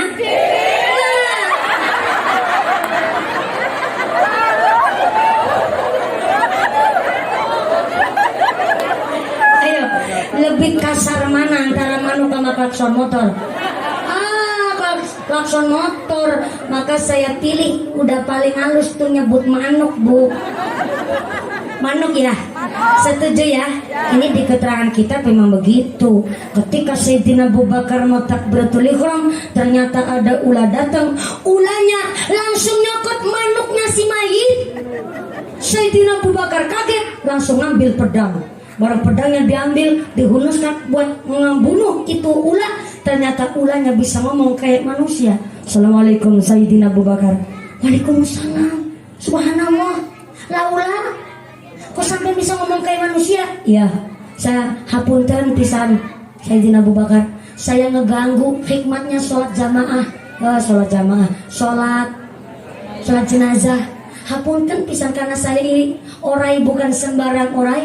Saya ulah utusan Gusti Allah. Saya diutus oleh Gusti Allah karena memang disuruh ngagigit ini manuknya si mayit. Begini laula, sampean juga jangan tersinggung. Saya tadi spontan langsung mau ngebunuh sampean karena sampean ini kok aneh pisan datang-datang langsung ngagigit manuknya iya mayit. Emangnya iya manuk salah apa sama sampean? Yang saya pertanyakan, kok mawi milih pisan yang dipilih manukna? Kenapa bukan bohongna? Kenapa bukan kepalana? Kenapa bukan tanganna? Kenapa bukan jempolna? Kenapa yang dipilih manukna? Iya, Sayyidina Abu Bakar, karena ia manuk bukan sembarang manuk, ya manuk yang tak aya matana.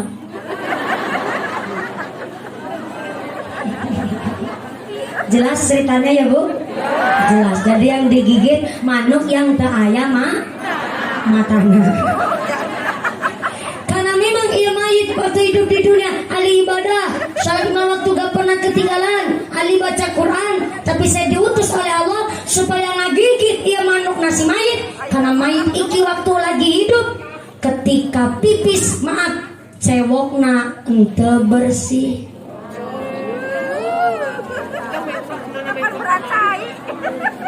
Toto.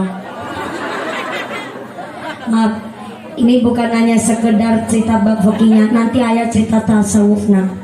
Ya memang betul Bu, kok bisa ya ahli ibadah senang baca Quran, cuma gara-gara pipisna cebokna nggak bersih sampai apanya itu yang digigit? Manukna yang digigit.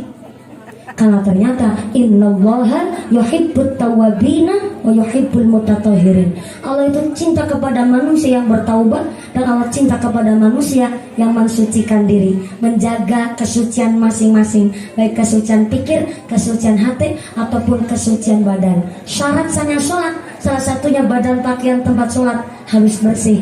Maka pantaslah ketika seorang laki-laki justru dianjurkan oleh Nabi, pipis sambil dodok, pipis sambil tongkrong.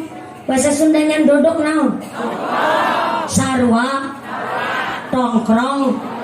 Kenapa sambil tongkrong sepisan? Ternyata orang pipis sambil tongkrong, khususnya bapak-bapak ini, justru menjaga kesehatan. Karena mampu membantu mengeluarkan penyakit lewat urin atau air pipis dari keluarnya itu jadi gampang. Karena posisi tongkrongnya itu benar, jadi akhirnya ngetokna penyakit. Yang kedua, orang laki-laki dianjurkan oleh Nabi pipisnya sambil dodok tongkrong adalah supaya pipisna ora sowar sawe.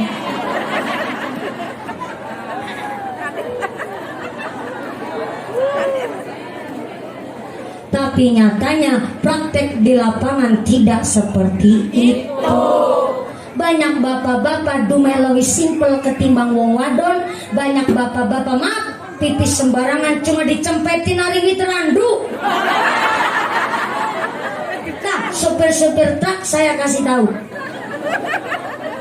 Supir truk, ya Allah, WC umum ada, toilet pom bensin cuma bayar 2.000, ya Allah. Gebelet pipis kok nggak dicempet ban roda truk. Berarti kan malah nggak cebok, cuman diobat tabit nakal. Masih agak mending diobat tabitna. kadang-kadang sambil diselentikin.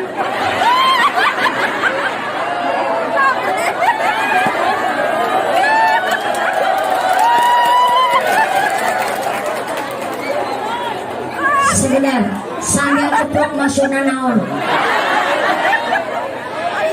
Si ibu bilang, kok mumpuninya? Oh, iya nyahok. Saya ini musafir. Tiap hari saya perjalanan lebih dari 100 km tiap hari. Bayangkan, kemarin pagi dari Temanggung, sorenya juga di Temanggung, malamnya di Kendal. Setiap hari saya 3 lokasi pengajian. Pulang subuh tadi, langsung berangkat tadi dari Majenang. Dari Majenang Mulyada pindah ke sini. Dari sini nanti malam saya masih di Bantarsari. Tiap hari saya ini di perjalanan. Maka justru saya ini lagi curhat supaya supir-supir truk nggak mengotori mata saya.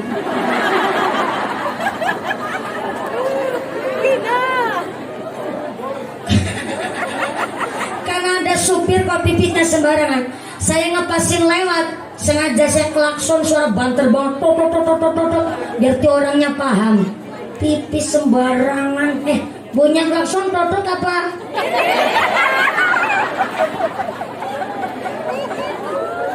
Ibu-ibu juga nih, kalau lagi bepergian sama bapak, sampai seorang laki-laki pipis sembarangan, ditegor bu, ditegornya jejak sing banter kang buri.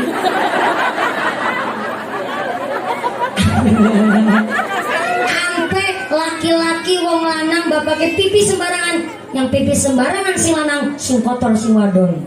Bahaya bu, apalagi namanya untuk membentuk seorang anak kudu bersih goir batin. Rezeki pun demikian. Kok bisa hanya gara-gara pipis ceboknya nggak bersih, manuknya sampai digigit orai? Itu secara fikih untuk melaksanakan syariat kita kudu ngerti bab toharoh. Tapi secara tasawuf, ada orang ahli ibadah di kala hidup, bareng mati jenazahnya manuknya dicokot orai. Secara filosofi banyak orang ahli ibadah tapi rezekinya kotor. Sholat si sholat, 5 waktu gak ketinggalan, tapi masih jadi rentenir. Merolas-rolasna duit, manak-manak duit. Sholat tapi makan duit riba. Ayah di sini orang Islam tapi jadi rentenir? Ayah? Ya Allah. Mana orangnya? Enggak. Insya Allah orang di Pangamare insya Allah rezekinya bersih kabeh, rezekinya halal toyib kabeh. Amin Allahumma. Ya Allah bunyai kepanasan bunyai, yang kepanasan moga-moga segala penyakitnya diangkat oleh Gusti Allah.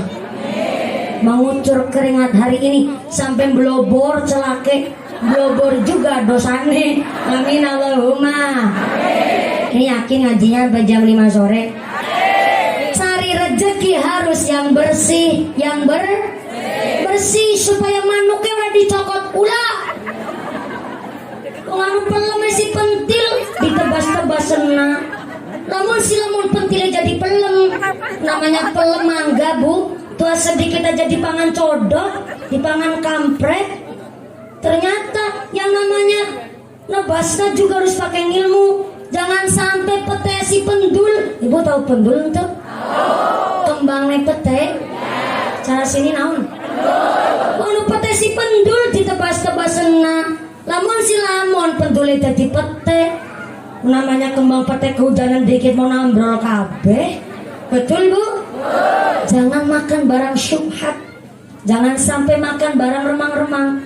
Ya tadi contoh nebasna pete masih pendul, kan itu namanya rezekinya syubhat, antara halal enggak, haram enggak, dikonsumsi oleh keluarga. Masya Allah sangat mempengaruhi sifat kepribadian bagi anak.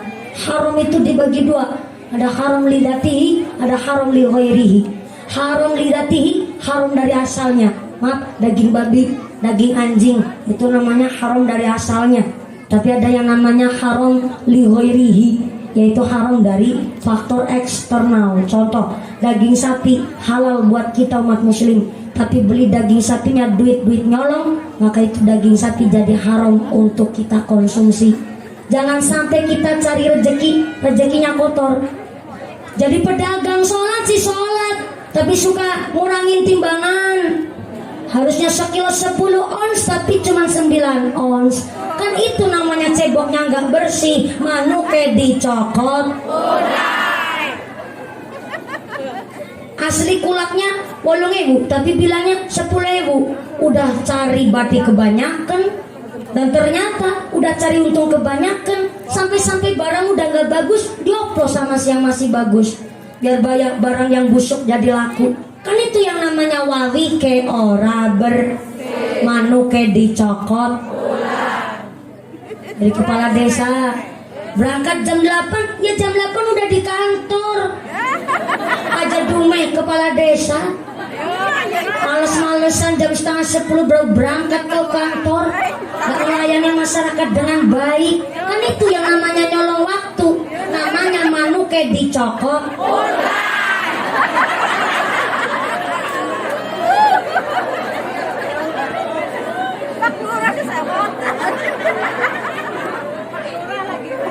Pak Lurah, tapi saya paham sih Pak Lurah, insya Allah orangnya disiplin. Bukti nyata hari ini saja udah ketemu 2 kali. Kemarin pas lagi di hajatan sunatan rumahnya Pak siapa ya? Pak Aris. Ketemu beliau, padahal hajat pribadi. Karena Pak Kepala Desa Pangawaren punya prinsip, kalau saya sehat, saya ada sempat waktu, warga ada yang punya hajat, saya diundang pasti insya Allah saya datang. Tepuk tangan dulu dong. Alhamdulillah, berarti manuke enggak jadi dicokot.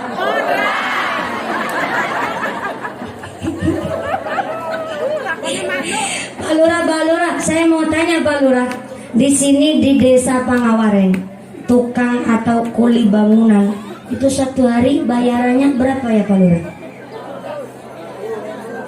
100 itu tukangnya apa kuli asistennya? Tukangnya 100. Berarti kuli asistennya berapa? 80. Oh, berarti jaraknya cuma kacek 20.000 ya. Maaf, ini hanya cuma sekedar cerita. Ada tukang satu hari bayarannya 100.000. Termasuk duit banyak besar, tapi dikasihin sama keluarga nggak bawa berkah. Kenapa duit banyak gak dapat berkah? Karena ternyata dia di dalam bekerja suka nyolong. Tapi bukan nyolong duit, bukan nyolong barang, bukan nyolong meteran. Ternyata kerjanya suka nyolong waktu, suka nyolong tenaga. Pertama nyolong waktu. Namanya kerja jam 7:30 udah pada kerja. DWK jam 8:30 baru berangkat. Udah berangkatnya telat, gak langsung kerja. Nggak sambil ngerokok, kelepus, karo ngubrus. Ada di sini tukang begitu? Ada? Angkat enggak?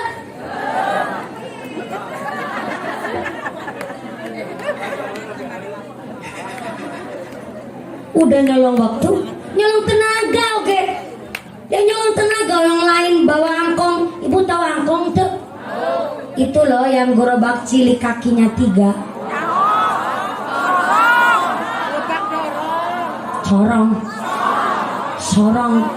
Sorong ke kanan, sorong ke kiri.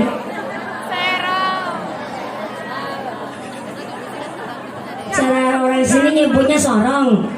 Kalau di Kroya mah nyebutnya angkong. Pakai sorong lain-lain bawa bata kuat celawe. DWK kalau sorong bawa bata cuma 5. Yang lain bawa adukan semen kuat 2 ember kecil. DWK gak sember di sini setengah. Kan yang kudunya bangunannya selesai 2 bulan jadi 2 bulan setengah. Akhirnya itu rezeki yang gak bawa berkah. Gara-gara apa? Ada yang terzolimi. Siapa? Yang punya gawean. Yang punya gawean ikhlas bu, ngasih 100 hari. Tapi kan jadi gak redo, gak bombong. Gara-gara apa? Yang rajin kerja bayarnya 100, yang nyolong waktu bayarannya juga 100. Itu namanya ketimpangan sosial. Akhirnya barang syubhat yang dimakan karena wawi ke ora bersih, manuke dicokot.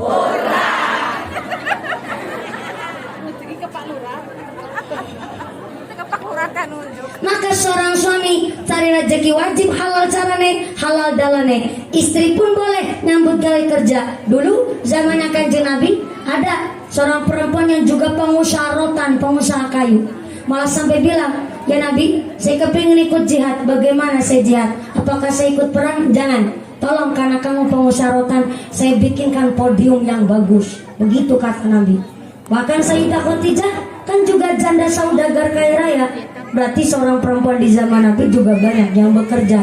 Boleh memadam cari duit, tapi jangan sampai punya prinsip bahwa seorang perempuan jadi tulang punggung keluarga, jur cemakaian, jur malah merendahkan derajat orang laki-laki. Gak boleh. Tetap surganya seorang perempuan adalah ridho dari seorang suami. Wajib takdim menghormati seorang suami. Dan laki-laki pun harus punya iman yang kuat, agama yang pintar, harus inovatif, kreatif, dedikatif, harus punya effort untuk mengimbangi sang istri karena dipilih sebab sugih. Yang pertama. Yang kedua, wali jamaliha, seorang perempuan dipilih karena cantiknya. Cantik itu relatif. Kulit ireng, kulit sawo matang, kulit hitam, yang putih, yang mancung, yang semua wong wadon terlahir cantik. Kemarin ada bapak-bapak bilang, Mumpuni, aku nggak suka sama wong wadon yang bedakan apa liftikan. Saya sukanya yang natural. Natural yang dia maksud putih, bening, langsing, glowing. Ya silakan bojo karo bihun. Pangkat tertinggi seorang wanita adalah ketika seorang wanita menikah sah menurut agama dan pemerintah dan mempunyai seorang anak. Itu pangkat wadon tertinggi. Berbanggalah Anda Bu, seorang ibu rumah tangga, ngurus keluarga yang begitu luar biasa. Maka seorang perempuan disilet nggak kerasa lara. Seorang ibu babarang nanti ping rolas, anaknya jadi wong kabeh, nggak ada yang jadi embe. Orang melahirin kan taruhannya nyawa, betul?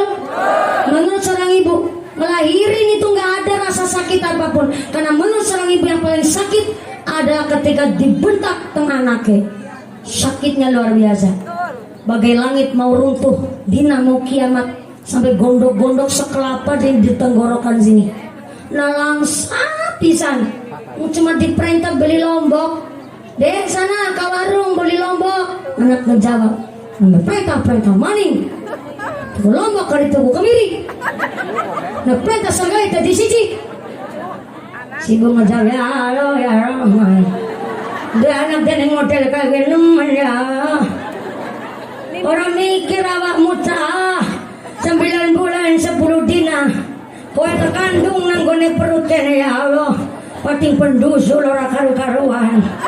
Apalagi waktu aku lagi ngidam kowe masya Allah. Jaluknya warna-warna. Musim rambutan orang jaluk rambutan. Tengah malam mintanya kelapa nong. Isuk-isuk jajarnya pentol. Apalagi pas metengnya kue bulan tua aja Allah. Turun miring tekepenak. Melumah pegah kemurap ora dadi. Langgar turun metengan karo kemurap kasure kudu dibolongin dhisik. Apalagi waktu lagi metune kowe ya Allah taruhane Allah. Aku boleh ngedeng seporete bapakmu malah tinggal tanya wis metu apa durung. Ya Allah ya Rahman bareng metu lahirnya modelnya kayak kowe.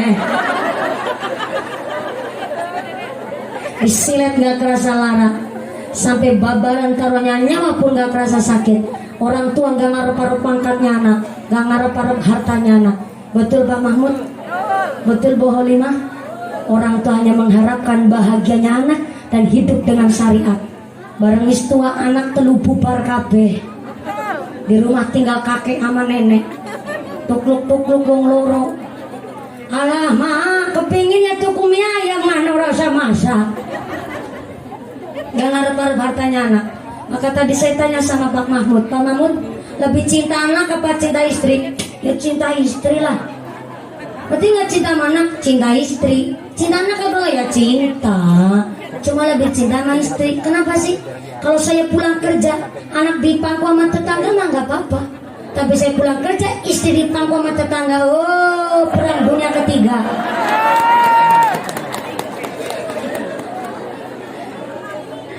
Karena memang bareng udah tua, apalagi usianya Pak Mahmud sama Bu Holimah, beliau pasti merasakan iya ya.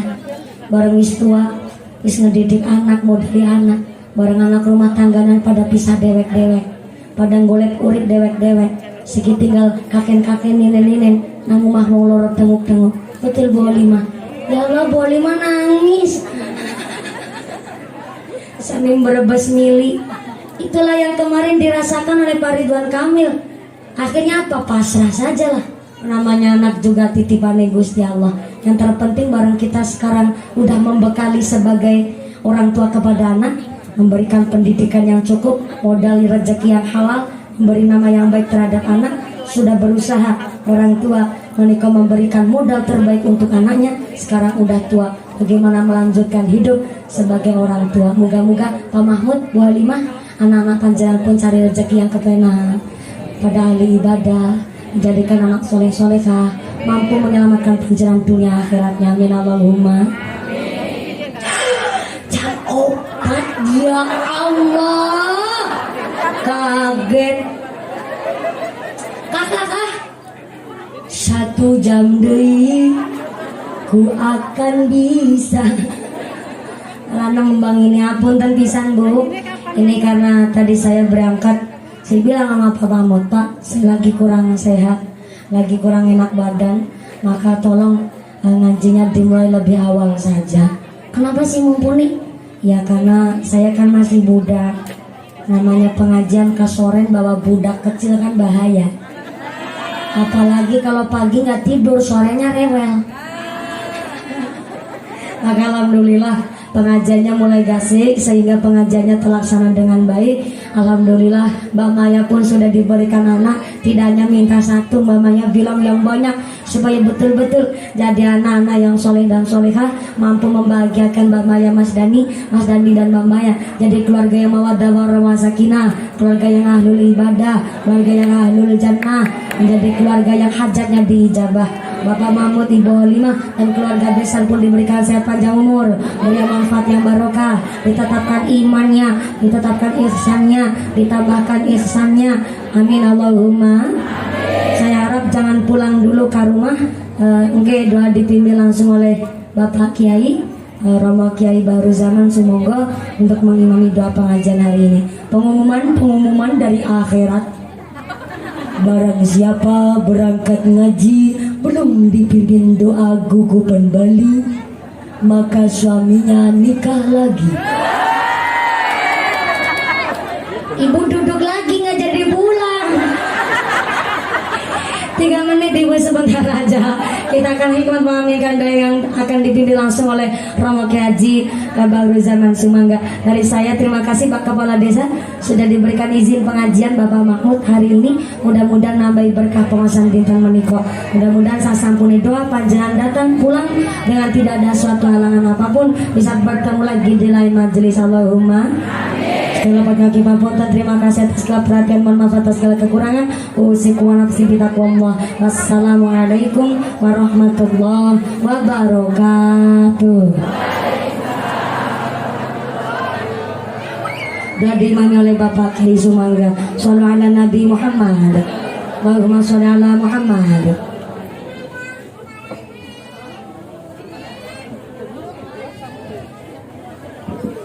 Assalamualaikum warahmatullahi wabarakatuh.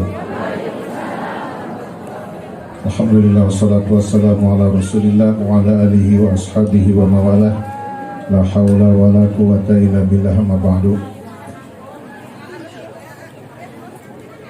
Untuk mengakhiri acara pengajian, sebelumnya dimohon untuk mendoakan Bapak Suharyo, kakaknya Bapak Mahmud Sohibul Hajat yang sekarang sedang sakit di ICU Rumah Sakit Duta Mulia Majenang. Mudah-mudahan Allah berikan kesembuhan, Allah angkat penyakitnya, dan mudah-mudahan Allah berikan kesabaran baik yang sakit maupun keluarganya.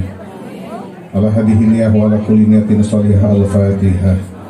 A'udzu billahi minasyaitonir rajim. Bismillahirrahmanirrahim. Alhamdulillahirabbil alamin arrahmanir rahim maliki yaumiddin.